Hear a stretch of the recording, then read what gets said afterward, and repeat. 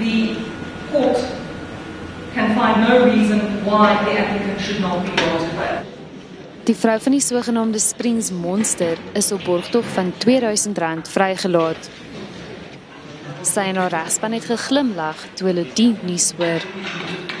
Landros Benita Oswald het 3 borgvoorwaardes ingestel. Ek is baie bly oor die uitspraak. Ek dink dit was baie goeie beslissing van Landros Oswald en ons is baie tevrede daarmee. Die vereistes vir die borg is dat sy geen kontak mag neem met enige van die staatsgetuies nie.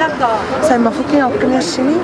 Die mens moet wag vir die kinderhof wat hulle beslis het en dan kan sy weer aansoek doen om die kindertjies te sien met 'n maatskaplike werker en sy moet ook saam met haar tannie wy gedurende die voeding. Lede van die gemeenskap was egter minder beïndruk met die beslissing. Baie ontstel.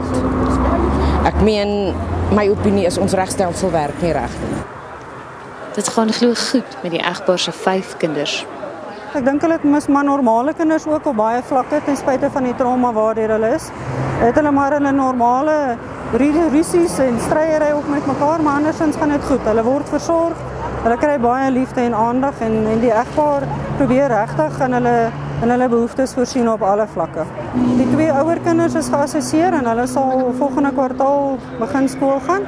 Die 2 kleintjies het die ma reeds saam met die tannie by wie sy gebly het, omtrent so 2 weke voor die skool gesluit het by 'n crash ingeskryf en die kinders het toe nou begin skool gaan by die crash.